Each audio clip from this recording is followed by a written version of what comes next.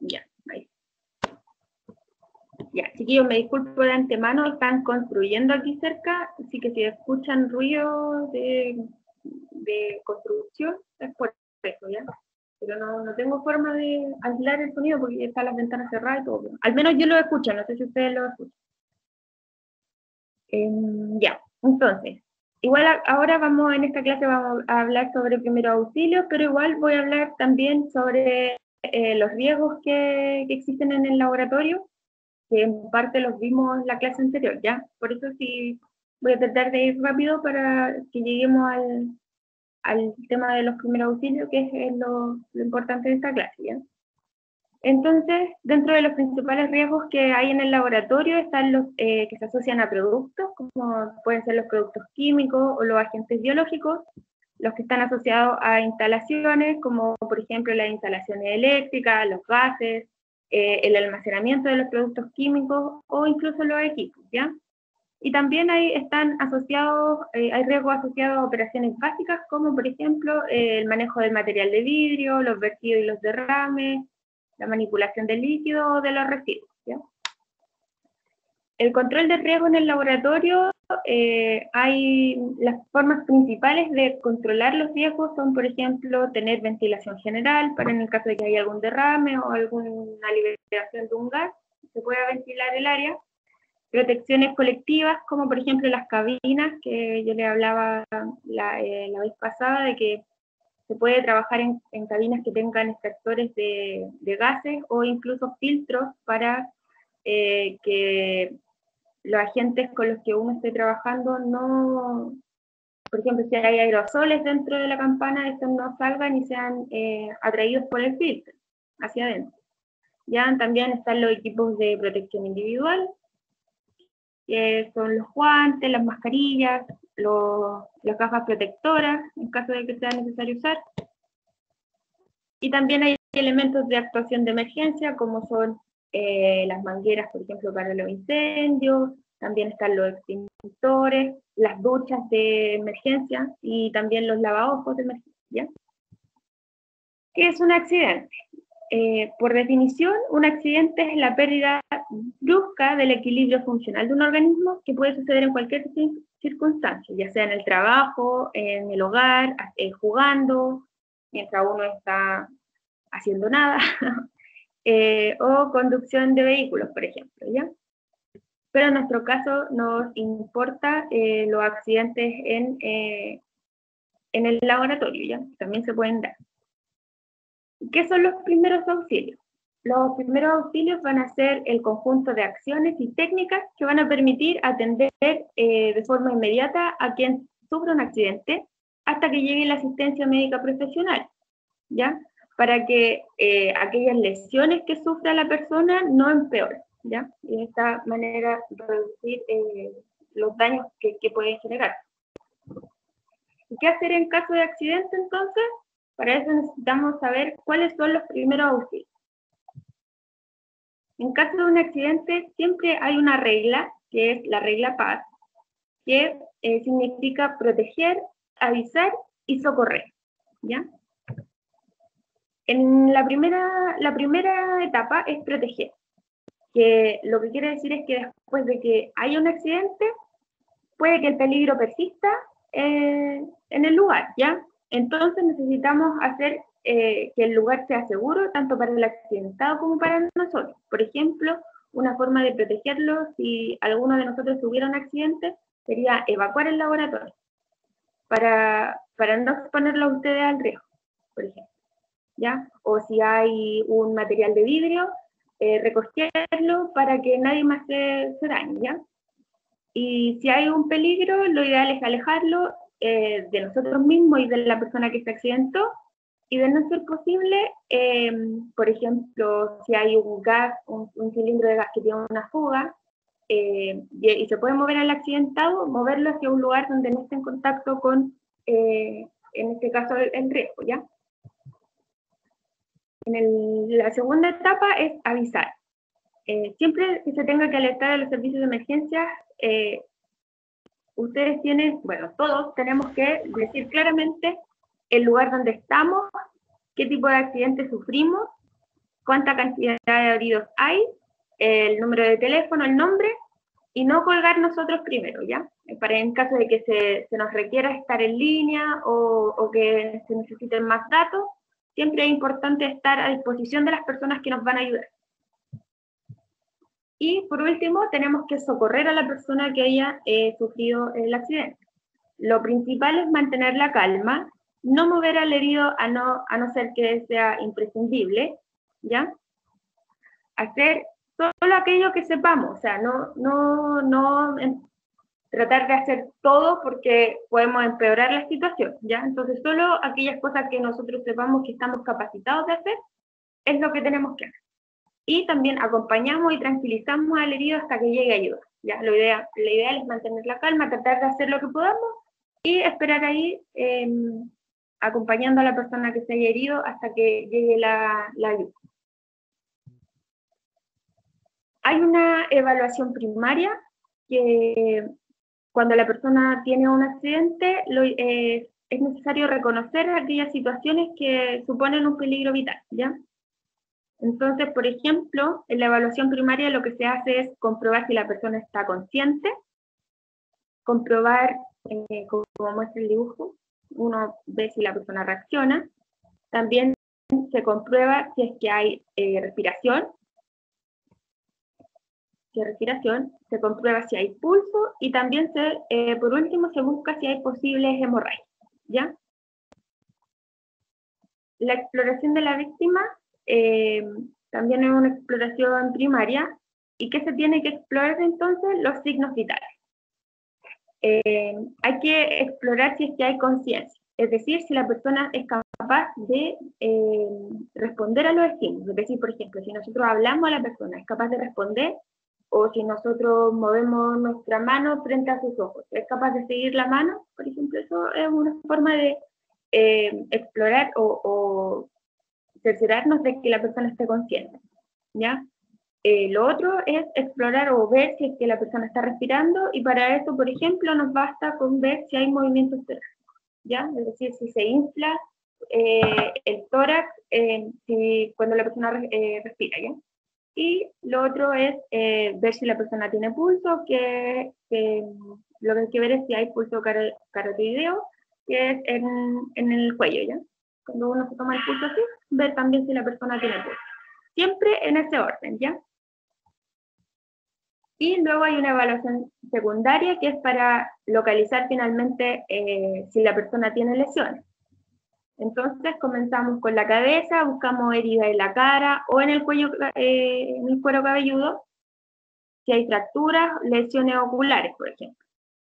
En el cuello se busca si hay deformaciones o bultos. En el tórax se ve si es que hay dificultad respiratoria, si hay herida o hemorragia. En el abdomen se ve si se puede haber, por ejemplo, hemorragia interna o heridas, ¿ya? Y en las extremidades se busca si hay posibles fracturas, esguinces, luxaciones, etc., ¿no? En ese orden. Luego hay una posición que es la posición lateral de seguridad, que en el caso de que el paciente esté respirando, en este caso la persona accidentada esté respirando y tenga un pulso, pero está inconsciente. Solo en ese caso se utiliza esta posición, ¿ya? En el paso 1, en estos casos, es arrodillarse a un lado de la víctima y colocar un brazo, el brazo más cercano al nuestro, que seríamos en este caso el socorrista, en 90 grados, ¿ya? Que es como el brazo de acá. Y se flexa la pierna más alejada de nosotros y se coloca la planta apoyada en el suelo, ¿ya? Entonces, así como lo está poniendo él. Ese es el primer paso. Entonces, se pone el brazo a 90 grados y se flexiona la pierna y se apoya el pie. En el segundo paso, hay que girar al accidentado hacia nuestro lado, empujando el hombro haciendo fuerza en el hombro entonces y en la rodilla de la pierna que flectamos, igual como muestra la imagen, ¿ya? Entonces se gira a la persona apoyándonos en el brazo, en el hombro y en la pierna. Y finalmente se coloca el dorso de la mano del brazo que hemos girado, es decir, debajo de la cara de la persona accidentada, para mantener la apertura de las vías respiratorias, ¿ya? Para que pueda respirar de buena manera, porque recuerden que la persona está respirando pero está inconsciente. Y se apoya la rodilla de la pierna que flectamos en el suelo para estabilizarlo en esta postura y que la persona en esta posición pueda seguir respirando hasta que llegue ayuda y pueda hacer las acciones pertinentes, ¿ya? Los accidentes más frecuentes en un laboratorio son las quemaduras térmicas y químicas, ¿ya? Entonces, por calor o por compuestos químicos, las lesiones en la piel y los ojos por contacto con productos químicos, ya sean irritantes o corrosivos, los cortes con vidrio o otros objetos con bordes que sean afilados, y también se pueden dar intoxicaciones por inhalación, ingestión o absorción de sustancias. Bueno, las quemaduras van a ser todas aquellas lesiones producidas en la piel por una excesiva exposición al calor, ¿ya? Las quemaduras las puede originar el sol, las llamas, los productos químicos, las radiaciones o la electricidad. Existen unas mantas llamadas mantas ignífugas que son adecuadas para cuando nuestra ropa se prende, ¿ya? Y lo que permiten estas mantas es que actuar de manera eficaz cuando se prende la ropa. Es una alternativa a las duchas de seguridad que les mostraba la vez pasada. Y utilizando estas mantas evitamos, por ejemplo, que la persona tenga que desplazar hasta la ducha, ¿ya? Entonces, y de esta forma podemos limitar el que hayan más llamas, que se prenda mucho más la ropa, ¿ya? Entonces, en el sector donde está la persona, se le tapa con la manta y de esta forma se reduce el fuego. Si hay derrames de productos químicos sobre la piel, lo que hay que hacer es lavar con abundante agua, de 15 a 20 minutos. Si la zona afectada es grande, se utiliza la ducha, como muestra acá. Y si es pequeña, se puede usar el fregadero o el lavamanos, ¿ya? Que hay en los laboratorios. Siempre hay una zona limpia dentro del laboratorio que va a tener un lavamanos. Se debe quitar toda la ropa contaminada rápidamente bajo el agua. Es importante ser rápido porque de esta forma se reduce la gravedad y la extensión de la lesión.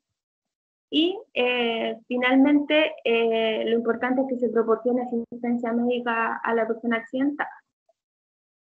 Y en el caso de que el producto químico nos salpique los ojos, lo que hay que hacer es lavar rápidamente con la ducha lavaojos, 15 a 20 minutos, como muestra acá la imagen. Nuevamente, actuar rápido es esencial. Es importante mantener los párpados abiertos y sujetos con los dedos, y en cualquier caso requerir asistencia médica, ¿ya? En este caso, lo ideal también sería usar protección en las manos si es que se va a tener que sujetar con los dedos los párpados, ¿ya? Para evitar que las manos también entren en contacto con el producto químico. El tratamiento general para las quemaduras es siempre suprimir el agente causante, es decir, tratar de eliminarlo, autoprotegerse, examinar al accidentado y priorizar para mantener las constantes vitales, quiero decir, ¿ya? Entonces, si nosotros vamos a ayudar a la persona, tenemos que protegernos también. Hay que aplicar agua en abundancia, como ya decía, de 15 a 20 minutos, se cubre la lesión con un apósito estéril, sin comprimir.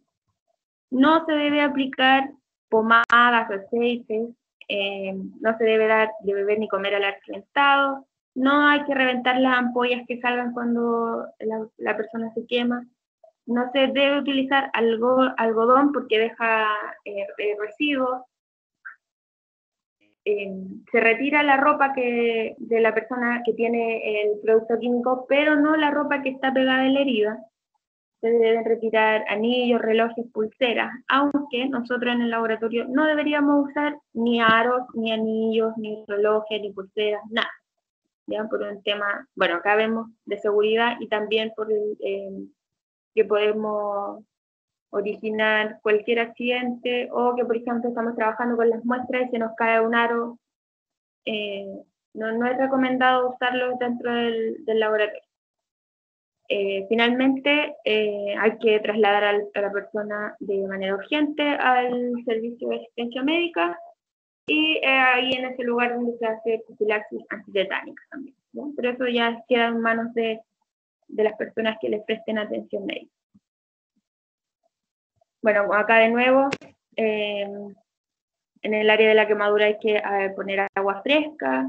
En el caso de que haya contacto con los ojos, se debe enjuagar el ojo con agua limpia. Durante 20 minutos los lavados siempre, y se cubre la quemadura con un vendaje estéril, como muestra en las fotos, ¿ya?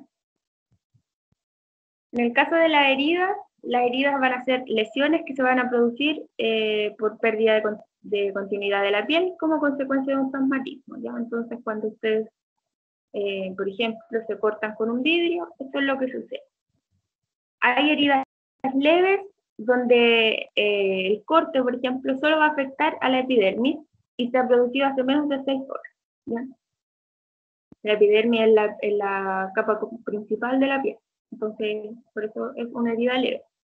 En el caso de las heridas graves, esta va a afectar a las capas más profundas de la piel, pueden afectar a órganos internos, hay presencia de hemorragia, se localiza en las manos, ojos, boca, nariz, tórax, abdomen o articulaciones, es muy extensa y sucia ya que hay mucha sangre, puede tener cuerpos extraños enclavados, es decir, puede que haya vidrio, por ejemplo, si se cortan con vidrio, y una herida que se ha producido hace más de 6 horas, ¿ya? Eso es una herida grave.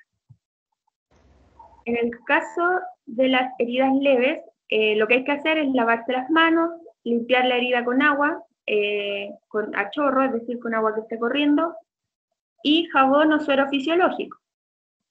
Se deben usar gasas que estén limpias, más antisépticos, y limpiar la herida desde el centro hacia el exterior, ¿ya? Para que no ingresemos cosas que pueden estar fuera de la herida hacia el interior, ¿ya? Y tapar con gas estéril y sujetar con un esparadrapo o con un scotch, ¿ya? La cinta especial. Entonces, lo que debemos hacer en una herida simple o leve es juntar los bordes de la herida con estas tiras que pueden ser adhesivos para que se una, y entonces también acá se puede utilizar una gasa y la gasa cubrirla con la cinta, ¿ya? Es preciso saber, bueno, las heridas graves necesitan asistencia médica y ya como afectan otras capas de la piel es necesario que haya suturación, ¿ya? Es importante saber que el agua oxigenada es buena para detener las hemorragias.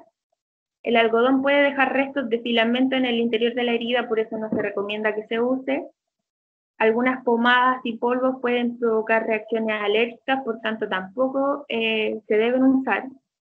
Y el alcohol puede provocar quemaduras en los bordes de las heridas y no desinfecta con su aplicación. Por tanto, como se recomendaba anteriormente, ojalá utilizar solo agua para limpiar la herida, ¿sí?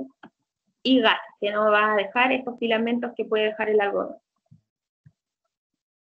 Hay hemorragias externas, donde la sangre va a salir al exterior a través de una herida, y en este caso lo que se debe hacer es generar una compresión directa, ¿ya? Sobre el lugar donde esté saliendo la sangre, se debe hacer una compresión, como muestra la imagen, durante 10 minutos.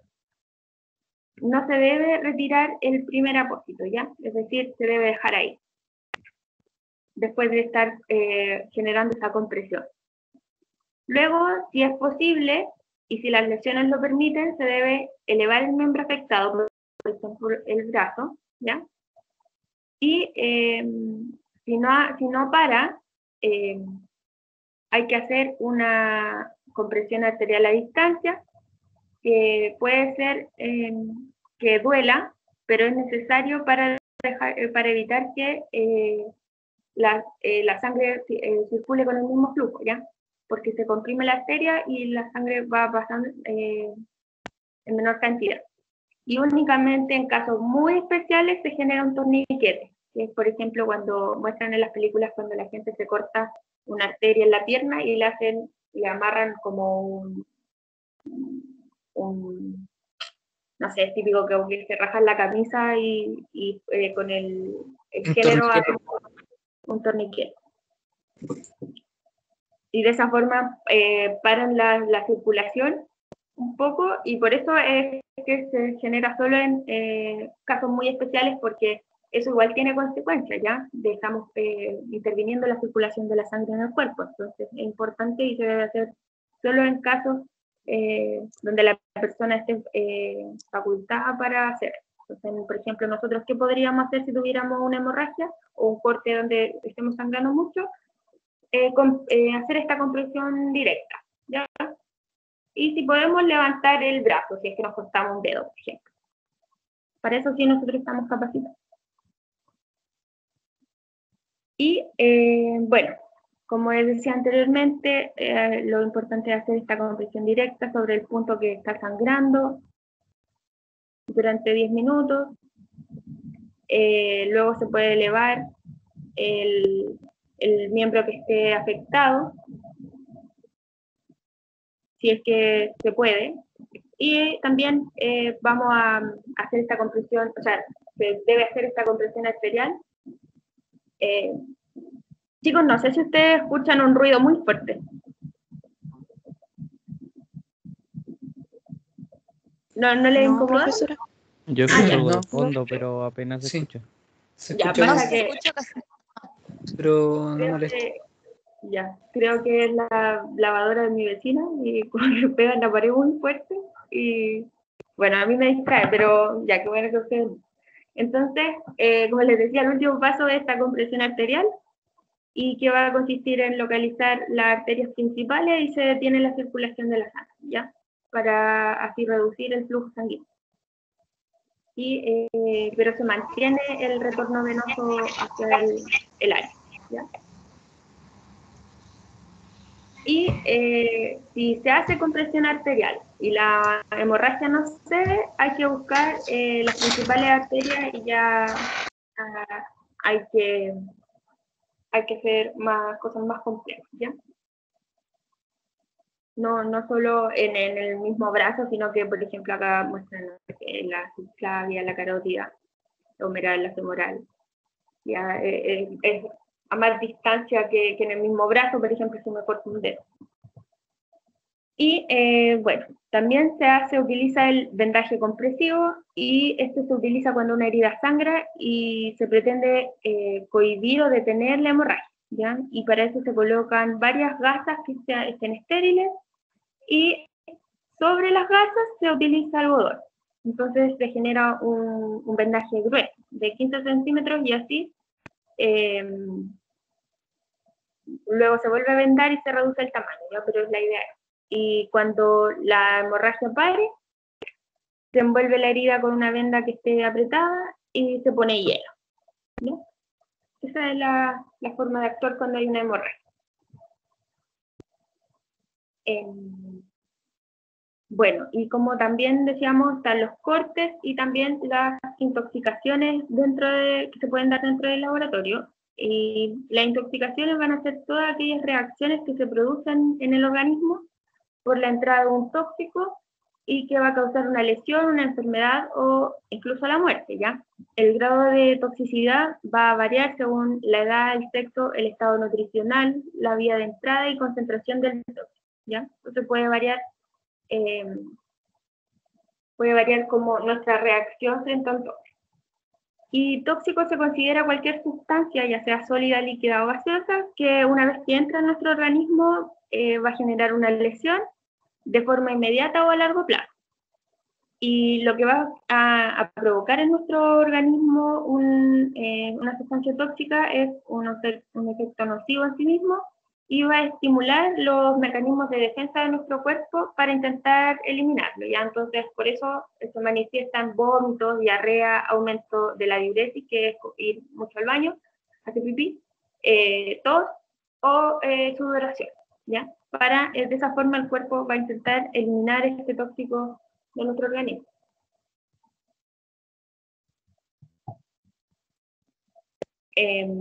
Puede haber, estas alteraciones se pueden clasificar entonces en alteraciones digestivas, como dije, pueden haber náuseas, vómitos, dolor abdominal, diarrea, alteraciones respiratorias, como la disnea, que es la dificultad para respirar, la cianosis, y también puede generar un paro respiratorio, ¿ya?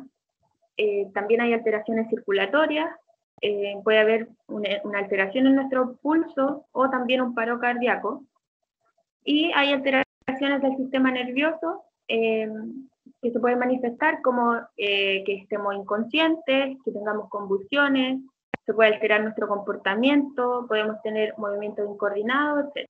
¿Ya? Entonces, la importancia de todas ellas va a depender de la naturaleza del tóxico al que nos hayamos expuesto. Y hay distintas vías de entrada de las sustancias tóxicas a nuestro cuerpo, ¿ya? Están la vía respiratoria, que va a ser a través de la nariz, la boca, los pulmones, etcétera, de nuestro sistema respiratorio. Está la vía dérmica, que va a ser a través de la piel.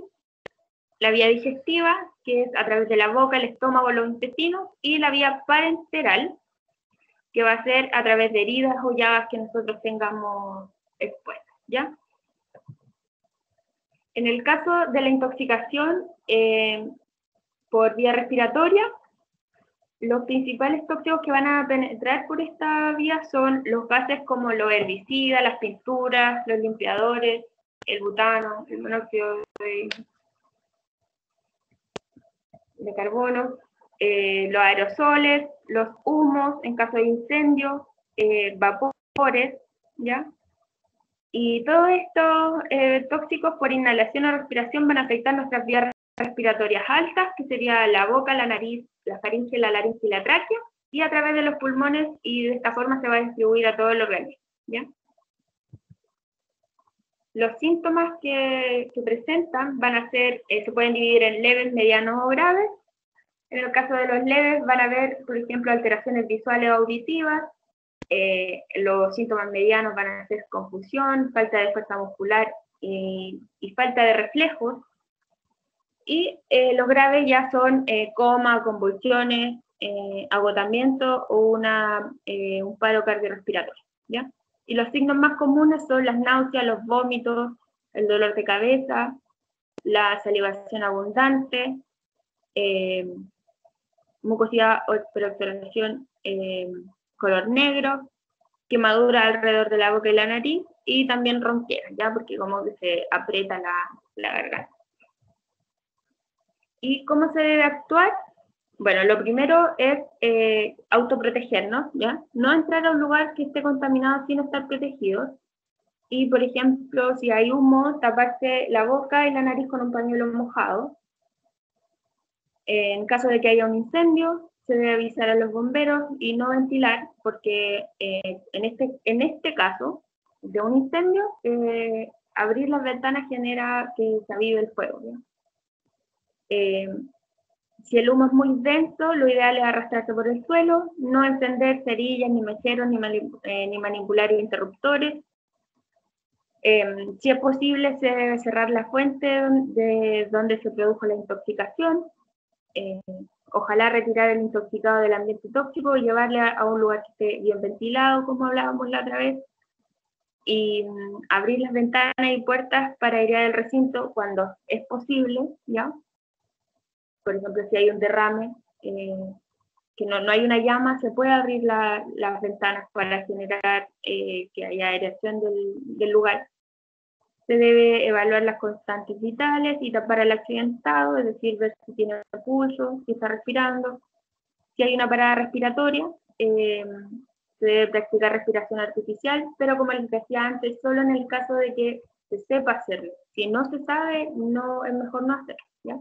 Y por último, trasladar de manera urgente a un centro sanitario a la persona afectada. Y también es importante, en el caso de que haya pérdida de la conciencia, utilizar la posición lateral de seguridad. En el caso de las intoxicaciones por vía digestiva, los principales tóxicos van a penetrar por esta vía, son agua contaminada, alimentos en mal estado, venenos, tóxicos vegetales, medicamentos, productos de limpieza de uso doméstico. La verdad es que en el laboratorio es un poco complejo que se dé este tipo de intoxicación porque no deberíamos estar consumiendo nada dentro del laboratorio, ¿ya? Sería como muy mala suerte que un tóxico te caiga justo en la boca, una sustancia, ¿ya? Pero se puede dar.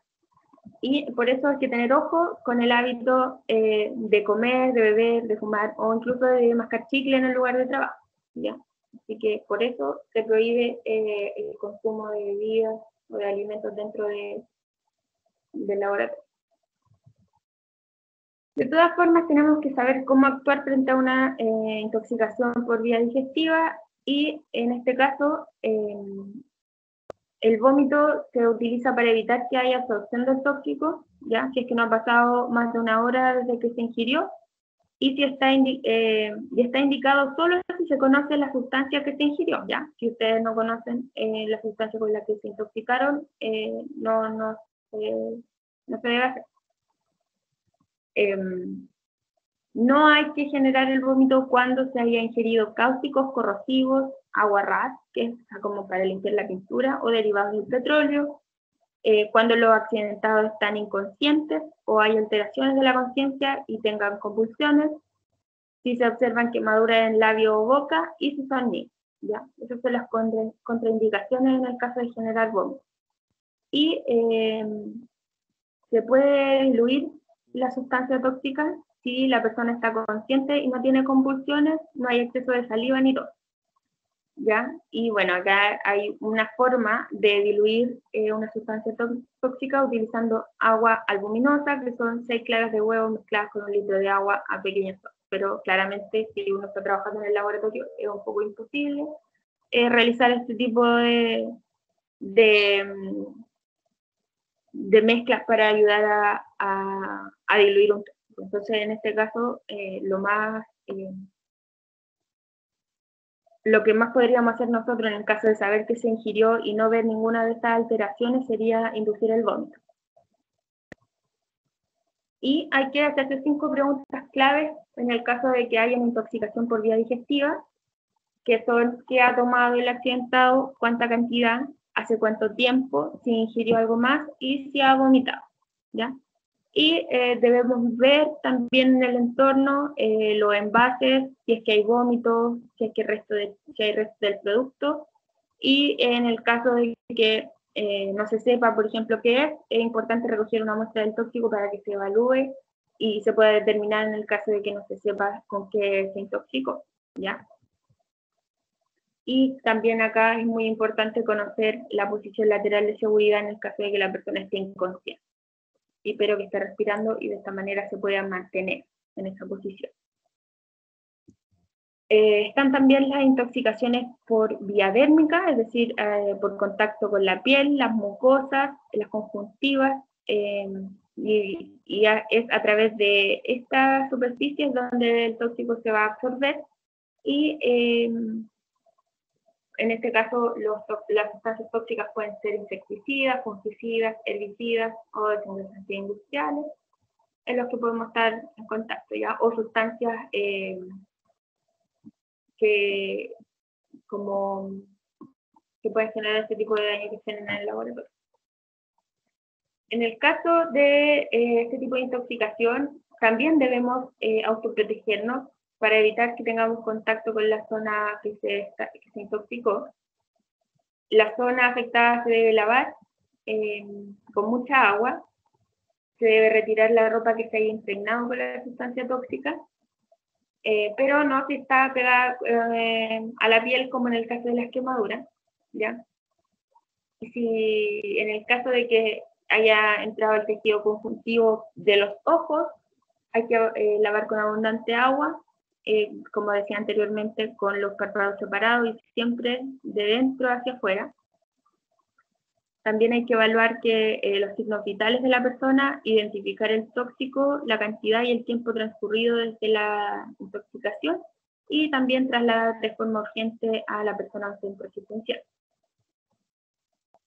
Y en el caso de la intoxicación por vía parenteral, que es a través de una herida o una llaga, lo que debemos hacer también es autoprotegernos, es decir, usar guantes, evaluar las constantes vitales, los signos vitales, identificar también el tóxico, qué cantidad y cuánto tiempo ha transcurrido desde la intoxicación, y también trasladar a un centro sanitario a la persona. En el caso de que haya contacto eléctrico, que se haya generado de esta forma el accidente, lo que se debe hacer es desconectar la corriente antes de tocar al accidentado, separarlo de la fuente eléctrica sin tocarlo directamente, y prever que la persona se vaya a caer o lanzar, ¿ya? Entonces hay que tener cuidado con estar atento a la reacción que va a tener la persona luego de aislarlo de la fuente eléctrica. Por el contacto eléctrico se pueden dar quemaduras, que son las lesiones más comunes en este tipo de accidentes, que son casi el 50%. Las partes del cuerpo que se van a ver, que se ven con más frecuencia afectadas son las manos y los pies, y puede también ocurrir una parada cardiorrespiratoria como consecuencia del paso de la corriente eléctrica a través del cuerpo, ¿ya? Y el tratamiento o lo que debemos hacer en el caso de este tipo de accidentes es controlar y mantener las constantes vitales e iniciar se me olvidó el nombre de la RCP, que está como técnica para mantener la respiración o devolver la respiración a la persona afectada. Si el accidentado está inconsciente, lo debemos poner en esa posición lateral de seguridad. Se deben cubrir las quemaduras de entrada y salida, ya con gasas húmedas, y se debe trasladar de manera urgente al paciente, o la persona que esté herida. La parada cardiorrespiratoria va a ser una interrupción inesperada, repentina y potencialmente reversible de la respiración y la circulación espontánea, como consecuencia de que falla la ventilación, la función cardíaca o de ambas. Se produce también una situación de pérdida de conciencia, ¿ya? Y entonces, en este caso, como decía antes, va a dejar de funcionar el corazón y los pulmones, y las causas más frecuentes de una parada cardiorrespiratoria van a ser la cardiopatía isquémica, que en este caso lo que pasa es generalmente la muerte súbita, es decir, la muerte en el lugar.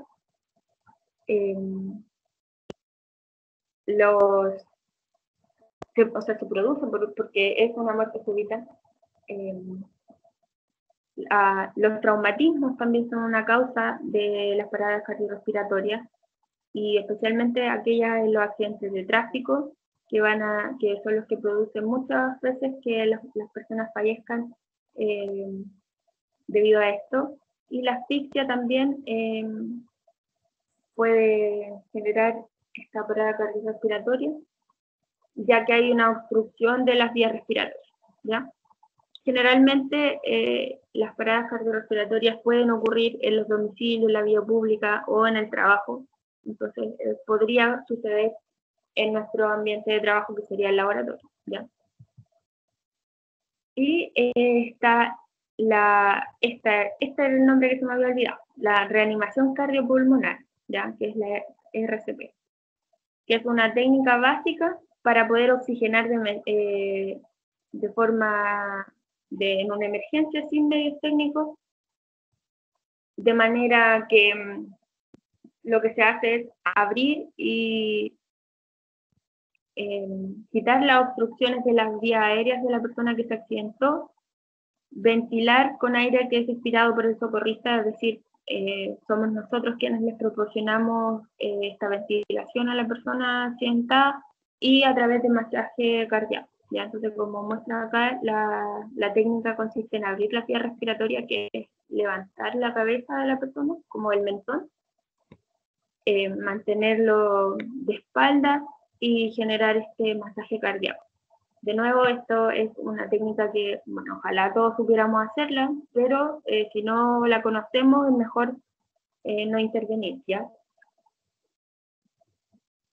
El procedimiento de la reanimación cardiopulmonar se conoce como el procedimiento ABC, donde lo primero que se hace es comprobar si la persona está consciente y se pide ayuda, es lo primero.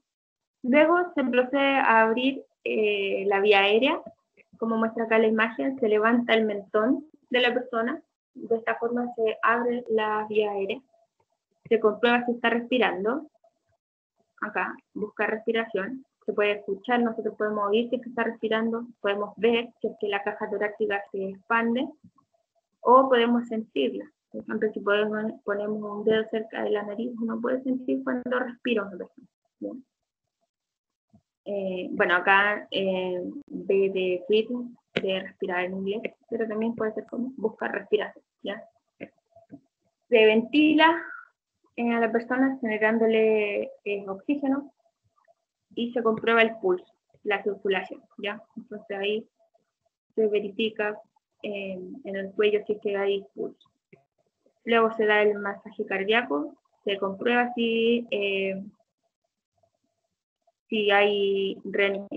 la reanimación sirvió y comprobamos finalmente si se activa el sistema de emergencia. Entonces, la primera etapa, como le decía, es comprobar si la persona está consciente y pedir ayuda. Y para comprobar si es que está consciente, se debe hablar a la persona, agitarlo, pero sin movilizarle, es decir, de manera tranquila. Y se puede incluso pellizcar o golpear suavemente para ver si la persona genera una reacción. Y siempre se debe pedir ayuda. Para abrir la vía aérea, entonces, ponemos a la persona en la posición de RCP, es decir, de espalda, se abre la vía aérea con la maniobra frente-mentón, que es como se empuja la frente y se levanta el mentón, como muestra esta imagen. Y se hace una limpieza manual de la vía aérea. Se retiran todos los objetos extraños de la boca, si es que existen. Por ejemplo, acá se ve si es que tiene algo en la boca. Incluso, por ejemplo, si hubiera una dentadura postiza que se suelta, también hay que sacarla utilizando el dedo índice de forma de gancho, ya como muestra la imagen. Esto con el fin de evitar que haya una obstrucción de la vía aérea, ¿cierto? Luego se comprueba la respiración, como yo les decía, se mira el tórax, que sería esta parte de la persona, ¿cierto? Se puede escuchar si hay ruido respiratorio y se siente el aire también en la mejilla. En caso de que la persona respirara por la boca, nosotros sentiríamos en nuestra mejilla el aire. Si falta o no respiran normalmente, debemos ventilar, es decir, tapar la nariz con los dedos índice y pulgar y realizar una respiración, es decir, sellar los labios con los de la víctima y expirar, es decir, dejar salir aire durante 1 o 2 segundos. Y ver si el tórax se eleva y si no, volver a repetir 2 veces. ¿Ya? Luego comprobar si hay pulso. Se debe evitar tomar pulsos periféricos, es decir, como en las muñecas, y no utilizaremos el dedo pulgar, ya que nuestro propio pulso, ¿ya? Se puede confundir. Y está el dar, si no hay pulso, se debe hacer el masaje cardíaco, donde es este punto el que se localiza y ahí es donde se va a hacer el masaje cardíaco, ¿ya? Y bueno, este punto se localiza en el tercio inferior del esternón, que es esta parte que tenemos entre las costillas. Lo que se hace es generar esta compresión, es decir, como que se empuja con el talón de la mano, que es la parte que está cerca de la muñeca, sobre el esternón, se carga el peso del cuerpo sobre los brazos sin doblar los codos, se comprime 5 centímetros y se descomprime, ¿ya? Así es como deberían estar las manos y esa es la posición que debe tener la persona que esté reanimando a un lado de la víctima, ¿ya? Y lo ideal es cuando se está dando el masaje cardíaco acercarse a un ritmo de 100 compresiones por minuto, lo cual es bastante rápido. Y la reanimación cardiopulmonar tiene como objetivo mantener la función de los pulmones y del corazón hasta que lleguen los servicios de emergencia. El ritmo a seguir es de 30 compresiones a intercalar entre 2 ventilaciones, ¿ya? Entonces hago 30, ventilo, 30 y ventilo, ¿ya? 30 y 30.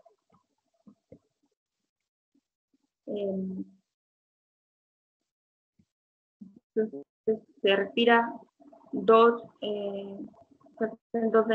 hace una ventilación, se hacen 15 compresiones y se vuelve a ventilar, ¿ya? Y si hay 2 reanimadores, se hace una reanimación por uno, ¿no? Es decir, ventilo y reanimo, y cuando hay una fatiga, porque igual es mucho tiempo el que se mantiene, hay que cambiar. Entonces, en el segundo caso, uno ventila y el otro hace el masaje, ¿ya? Y se mantiene esta secuencia de 30 estados.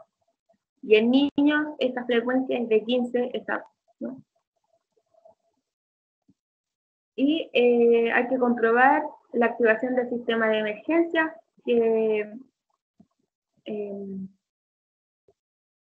lo que se hace es, en primera instancia, pedir ayuda, se hace la reanimación, ¿cierto?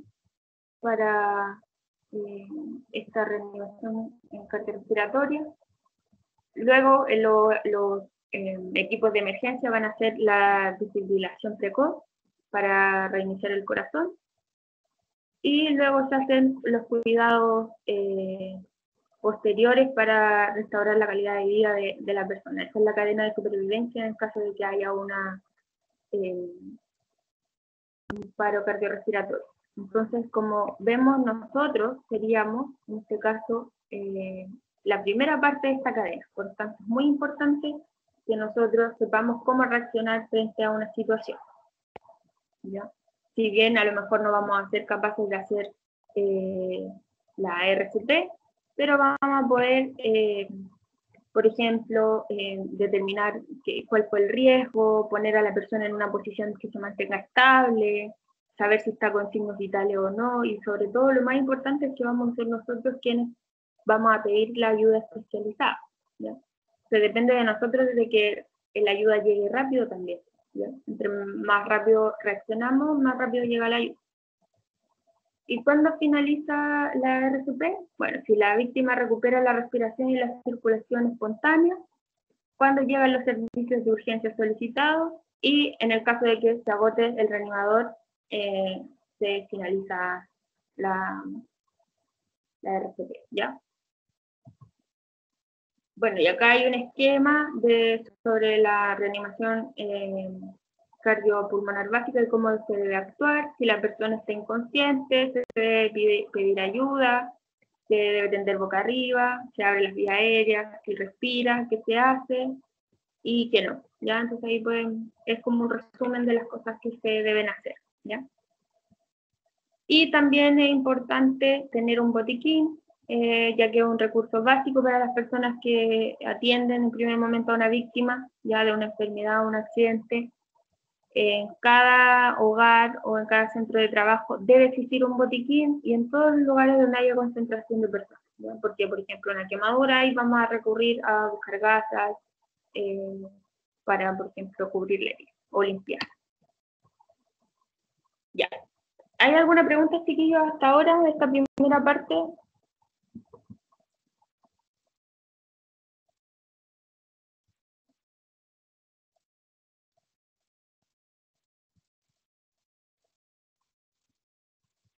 porque ahora voy a pasar a hablar sobre residuos y protocolos de tratamiento, ¿ya? De manejo de residuos en el laboratorio.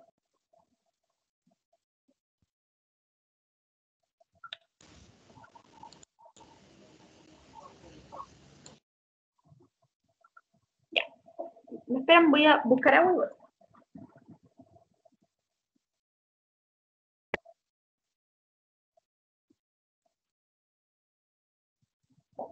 Ya. Entonces, los tipos de residuos que se generan en el laboratorio pueden ser residuos peligrosos o residuos químicos, ¿ya? La clasificación de los residuos, hay 4 categorías en las que se clasifican, ¿ya? Están los residuos peligrosos, los residuos reactivos de baja intensidad, los residuos especiales y los residuos sólidos que son asimilables a domiciliarios, ¿ya? Ahí.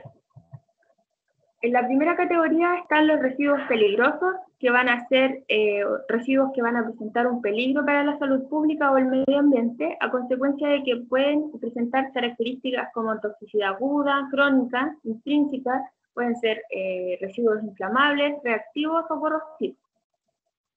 En la segunda categoría están los residuos reactivos de baja intensidad, que pueden estar o contener sustancias radioactivas. En la categoría 3 están los residuos especiales, que son residuos que se sospecha que pueden tener agentes patógenos con concentración o cantidad suficiente para provocar una enfermedad a un huésped susceptible, ¿ya? Y por último están los residuos sólidos que son asimilables a domiciliarios, que por sus características físicas, químicas y microbiológicas pueden ser entregados a la recolección municipal y pueden ser dispuestos en un relleno sanitario, ya que no representan un riesgo adicional para la salud. ¿Ya? Por ejemplo, dentro de estos residuos estarían, no sé, los papeles que nosotros vamos a desinfectar los buzones, o envoltorios de placas,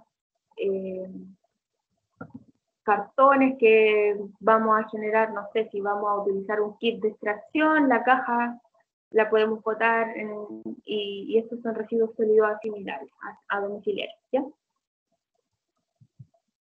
En la categoría 3 se incluyen los desechos biológicos, ¿ya? Que van a ser aquellos residuos orgánicos que se sospecha que pueden tener agentes patógenos que pueden causar una enfermedad, ¿ya? Dentro de estos desechos biológicos están las muestras biológicas de origen humano o animal en los contenedores, ya sean, por ejemplo, placas de cultivo de bacterias, que estén contenidos en placas o en tubos, cepas almacenadas, o bien si estamos trabajando con otro tipo de muestras de animales, también se consideran desechos biológicos, ¿ya? Y todo material que estuvo en contacto con muestras biológicas se van a dividir en las siguientes categorías. Hay cultivo y muestras almacenadas, residuos patológicos, sangre y productos derivados, cortopunzantes, residuos animales, residuos sólidos o asimilables a domiciliarios, ¿ya? Entonces, en el caso del cultivo y muestra almacenada van a ser residuos de la producción de material biológico, por ejemplo, vacunas de virus vivos, las placas de cultivo y mecanismos para transferir, inocular o mezclar cultivos, es decir, pueden ser placas, los tubos Falcon, donde se preparan los medios, aquellos residuos de cultivos, las muestras que se almacenen y que tengan agentes infecciosos y productos biológicos asociados, y también aquellos cultivos y cepas de agentes infecciosos de los laboratorios también son desechos biológicos. Ya, por ejemplo, si nosotros un día tenemos que cultivar bacterias en una placa y después del práctico ya no se ocupan, eso es desecho biológico, ¿ya? Hay residuos patológicos que van a ser tejidos, órganos, partes del cuerpo que hayan sido removidos de seres humanos o restos humanos. En este caso, en nuestro laboratorio jamás vamos a trabajar con esto, pero es una clasificación que hace el Ministerio de Ciencia y Tecnología en el cual me basé yo, en un protocolo a través del cual ellos hablan de cómo manejar los residuos. Y claro, hay laboratorios que trabajan con órganos y tejidos más grandes que los que se usan acá en la Universidad Católica del Maule, ¿ya? Y también fluidos corporales que presentan riesgos sanitarios. La sangre y productos derivados, tenemos entonces el plasma, el suero y los demás componentes sanguíneos. Es posible que nosotros trabajáramos tal vez en un punto con una muestra de sangre para ver, no sé, un práctico de coagulación, por ejemplo, o evaluar los anticuerpos para determinar el tipo sanguíneo. Ahí sí podríamos nosotros usar muestras de sangre, ¿ya? Gasas y algodones saturados con estos también están dentro de esta categoría, ¿ya? Está el material cortopunzante, que van a ser residuos resultantes del diagnóstico, el tratamiento, investigación o producción, capaces de provocar cortes o punciones. Nosotros vamos a utilizar este tipo de material, por ejemplo, en algo tan básico como generar, cuando nosotros hacemos geles de agarosa, para visualizar las corridas de la PCR, que nosotros hacemos, bueno, la convencional, se preparan las muestras y luego se cargan en un gel, que es como una gelatina, se prepara con agarosa, y por ejemplo nosotros preparamos un gel en un molde grande y podemos preparar para 2 grupos, y ahí nosotros usamos bisturí, por ejemplo, ¿ya? O en el trabajo que se hace con los cultivos vegetales para generar los explantes para hacer cultivo in vitro, también se usan bisturí. Y en este caso se incluye también, además de los bisturí, las agujas, las pipetas Pasteur, que también se utilizan harto en cultivo sobre todo, placas de cultivo y otro tipo de cristalería, ¿ya? Por ejemplo, igual se usan matraces y ese tipo de materiales que son de vidrio que se pueden cortar, ¿ya? Y en este caso se deben tratar como desechos cortopunzantes. Hay residuos animales y en este caso, bueno, nosotros no trabajamos con animales, pero en esta categoría se incluyen los cadáveres o partes de animales, también sus camas y todas las cosas que están expuestas durante el proceso de investigación estuvieron en contacto con el animal, ¿ya? Y por último también están los residuos sólidos asimilables, que ya les había dicho, que no presentan un riesgo para la salud, entonces se pueden liberar en conjunto con los materiales que recolecta la municipalidad, ¿ya? Y se los llevan ellos, no hay que tratarlos de una manera distinta. Para el manejo de residuos dentro del laboratorio se establecen protocolos que tienen como objetivo controlar y minimizar los riesgos desde los lugares de generación de los residuos, favoreciendo que se cuide la salud y la seguridad de los trabajadores, es decir, se evalúan tanto la minimización de los riesgos dentro del lugar de trabajo como también de la comunidad que va a estar circundante y del medio ambiente, ¿ya? O sea, no solo nos va a beneficiar a nosotros manejar de una manera correcta los residuos, sino también a los alrededores, en este caso de la universidad, y también al medio ambiente. Y es un deber de cada laboratorio disponer de procedimientos que estén documentados, donde se describan qué actividades se van a hacer para manejar los residuos, ya sea la segregación, que es decir, cómo se separan todos los tipos de residuos, dónde se van a almacenar, cómo se van a transportar y de qué manera se van a eliminar, ¿ya? Y acá en el país, el manejo de residuos peligrosos se rige según el Decreto Supremo número 6 del 2009 y el Decreto Supremo número 148, que es el Reglamento Sanitario de Manejo de Residuos Peligrosos, ¿ya? Las etapas del manejo de los desechos biológicos van a ser entonces la segregación, como les había dicho, que es separar todos los desechos según corresponda, almacenar y conservarlos, y también descontaminar los desechos biológicos, ¿ya?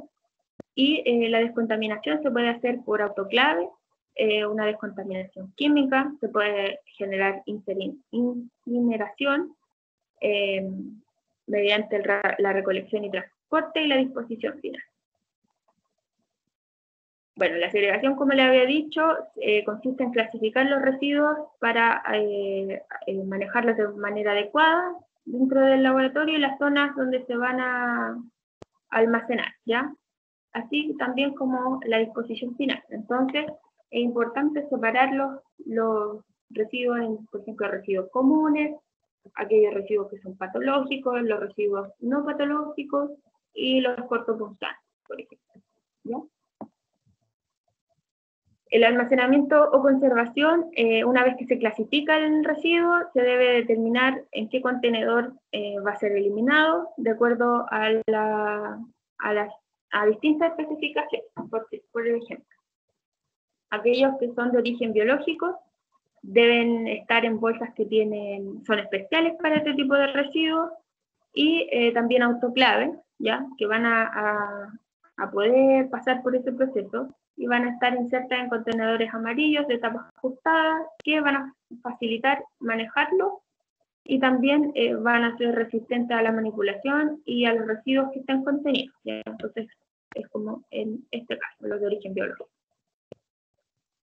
En el caso de los desechos que son material cortopunzante, también se deben tener contenedores que son rígidos, que son resistentes al corte y la punción. Es decir, que si se tira una aguja, por ejemplo, no va a traspasar el material. Se puede utilizar cajas de plástico rígido o cartón que sea resistente e impermeable para descarte de cortopunzantes, ¿ya? Solo si en el caso del cartón el material es resistente y no va a traspasar la superficie, los elementos, ¿ya? Y una vez que se llene, este contenedor se cierra herméticamente y se lleva al autoclave o centro de acopio según sea el caso, ¿ya? En este caso, por ejemplo, cuando el material de vidrio cortante no está infectado con material biológico, solo se deja en los contenedores que son resistentes, y cuando se llenan, se descierran, ¿no? y se puede dejar como residuo asimilable al domiciliario, verificando que el contenedor esté en buen estado, y así se recuerda la seguridad de la persona que los va a manipular, ¿ya?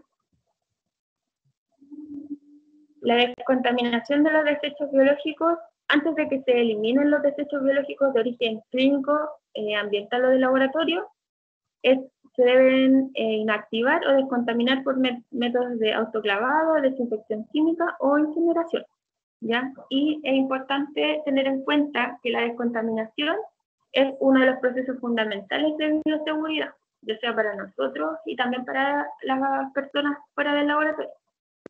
Y de esta forma, descontaminando los desechos, lo que vamos a hacer nosotros es esterilizar o destruir completamente todos los microorganismos que estén en la superficie de estos desechos, incluyendo aquellas esporas bacterianas, ¿ya?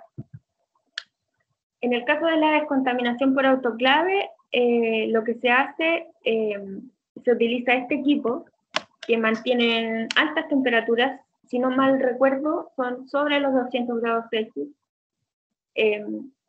Y lo que se hace es poner dentro del equipo todos aquellos desechos infecciosos del laboratorio, por ejemplo, las placas Petri, las pipetas, los tubos de cultivo, material de vidrio, y se ingresan, y el vapor directo o también hay autoclaves con extracción de aire que van a permitir descontaminar el material, ¿ya? En el laboratorio de la universidad nosotros trabajamos con autoclaves. Y también es necesario que el personal que trabaja en el equipo esté capacitado, porque al cerrar esta tapa se genera mucha presión, y cuando se abre también. Entonces, es muy importante que la persona que esté trabajando sepa lo que está haciendo, porque puede ser un riesgo también, ¿ya? La desinfección química, bueno, en este caso se utilizan desinfectantes químicos para descontaminar superficies o los aparatos que no pueden ser esterilizados con autoclave, por ejemplo, los equipos que están en el laboratorio. También se utilizan para limpiar salpicaduras de materia infecciosa, las salas y las unidades de hospedaje de animales también, por ejemplo, en el caso de los laboratorios que tienen bioterios, que son estos lugares donde van a mantener los animales con los que trabajan. La selección del desinfectante que se va a utilizar va a depender de la resistencia de los microorganismos con los que se esté trabajando, ¿ya? Los microorganismos más sensibles son las bacterias vegetativas, los hongos y los virus envueltos con membrana. Entonces para esos tipos de organismos se utiliza un desinfectante que no sea tan potente. Las micobacterias y los virus encapsulados son menos sensibles, y las más, dentro de los organismos más resistentes están las esporas bacterianas y los quistes de protozoarios, y en este caso se utilizan métodos más complejos que la desinfección química, ¿ya? Y por último está la incineración. En este caso se utiliza para los desechos patológicos y las carcasas de animales, que finalmente es como los restos animales. No es un nombre muy bonito, pero se utiliza para eso. En la mayoría de los casos, los desechos que van a ser incinerados están puestos en bolsas plásticas herméticas y que están marcadas especialmente y que se sabe que pueden resistir este proceso, ¿ya? En el caso de la recolección y transporte de los materiales, o sea, de los desechos biológicos, deben hacerse, la eliminación de estos residuos debe hacerse en contenedores que sean apropiados en cada caso. El volumen de los residuos no debe superar los 3/4 de la capacidad del contenedor, evitando que haya rupturas forzadas o derrames, ¿ya? Casi siempre, por ejemplo, si los desechos son líquidos, se utilizan bidones y ojalá que no alcancen el borde porque se pueden derramar. Y si ya están llenos, se deben permanecer cerrados, ¿ya? Todos los residuos pueden ser almacenados en salas de acopio, es decir, salas donde se va a juntar el material hasta que se descontamine y se elimine totalmente. En el caso de que sean almacenados por más de 72 horas, deben conservarse a una temperatura de 4 a 8 grados Celsius. Esta sala donde van a estar almacenados debe tener paredes, pisos y techos lisos que sean lavables y descontaminantes sin ángulos que dificulten la limpieza. Debe tener un lavamanos adicional en la entrada, como este que se muestra acá. ¿Ven? El piso, las murallas son lavables. Y la eliminación final de los residuos, como yo les había comentado antes, la pueden hacer generalmente establecimientos o servicios externos en este caso la universidad, que son especializados en tratamientos de residuos, ¿ya? También hablábamos ahora sobre los manejos de los residuos biológicos, pero también están los residuos químicos, que va a ser todo material químico, residuos o los materiales no reutilizables que estuvieron en contacto con sustancias químicas. Se recomienda que el personal clasifique los residuos químicos que se generan en las áreas de trabajo para manipularlo de manera adecuada, almacenarlo, disponer dentro del laboratorio y en las zonas de acopio hasta que se elimine finalmente, ¿ya? Siempre es importante tener ese orden en el laboratorio, conocer con qué compuestos se está trabajando desde el inicio al final del proceso, ¿ya? Y según las características de peligrosidad de los residuos, estos se van a clasificar, ya como habíamos visto antes, están los residuos inflamables, los corrosivos, los residuos tóxicos o los reactivos, ¿ya? Si los residuos no presentan alguna de las características anteriores, entonces no se puede considerar como un residuo no peligroso y se puede evacuar por el alcantarillado, es decir, se pueden vertir por el lavamanos que hay o lavaplatos que hay en el laboratorio. Pero hay excepciones, por ejemplo, si hay dentro de estos residuos hay sólidos precipitables con una concentración mayor a 7 miligramos por litro, no se pueden eliminar. Si son residuos que contienen grasa o aceite en concentraciones mayores a 100 miligramos por litro, tampoco se pueden eliminar. Si estos residuos tienen metales o cianuro en concentraciones mayores a los 100 miligramos por litro, tampoco. Y si el residuo que se quiere eliminar es insoluble en agua, tampoco se puede eliminar, ¿ya? Si no se conoce la composición del residuo, se debe clasificar como un residuo peligroso, independiente de que no se haya podido clasificar. Se informa esta condición en el rótulo, es decir, en la etiqueta del residuo se identifica que no se conoce su composición y de esta forma se va a poder determinar qué tipo de residuo se clasificó. Y un residuo peligroso no puede ser diluido para cumplir con el criterio de no peligro, ¿no?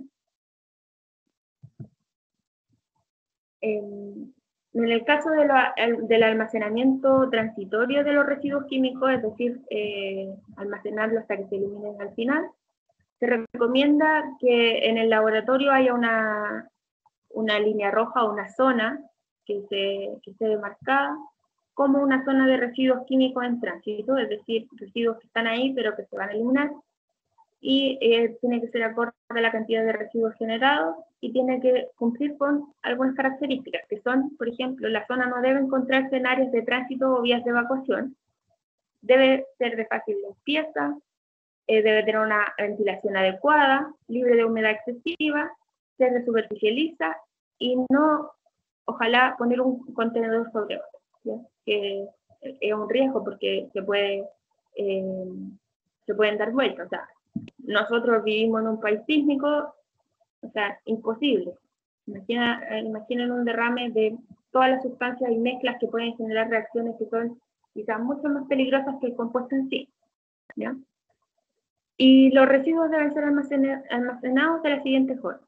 Aquellos residuos líquidos deben estar en envases que son plásticos de 2,5 a 10 litros de capacidad, que no excedan los 30 kilos en peso y por seguridad al momento de transportarlo, ¿ya?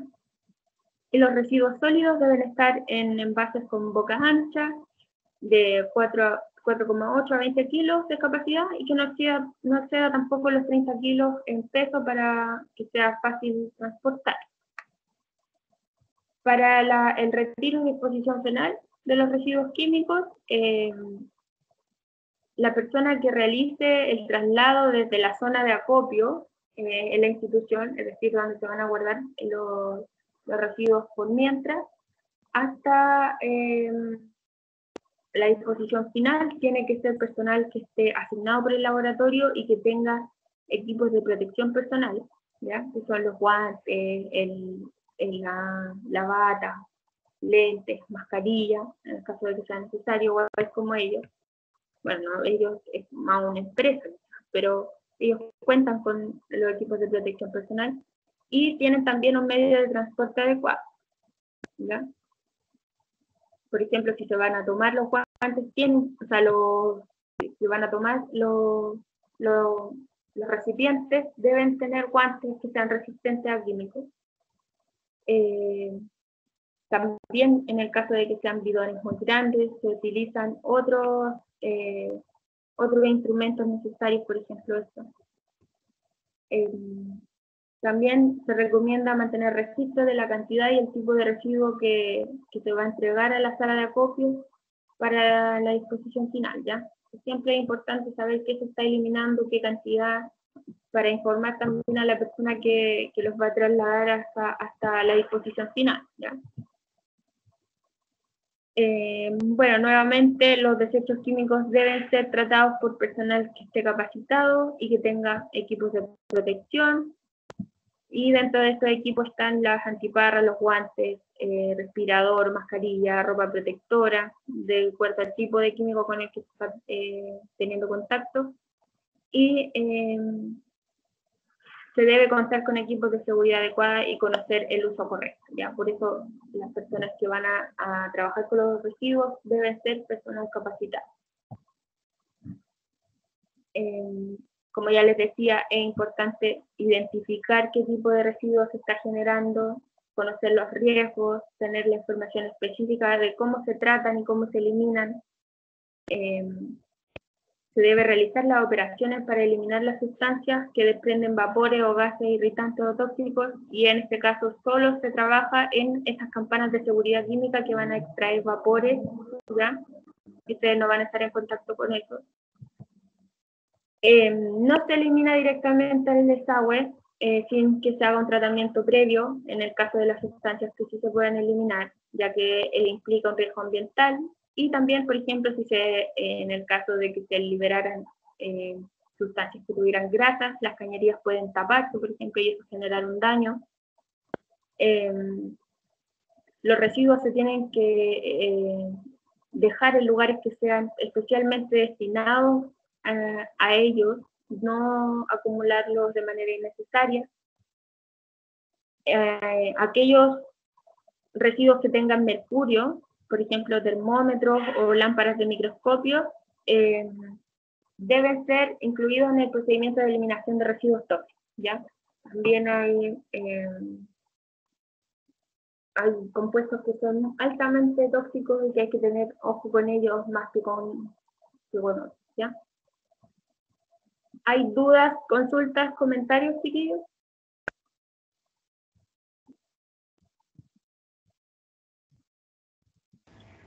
No, profe. Ya. Bueno, como resumen, estas son medidas que son generales, que debemos tener en cuenta. En realidad, quizás nunca tengamos que llegar a ustedes, por ejemplo, presenciar la eliminación de residuos en el laboratorio de la universidad, pero sí, quizás un día van a trabajar en un laboratorio y es importante que ustedes tengan en consideración eso, ¿ya? Y también, bueno, quizás también sería bueno conocer la forma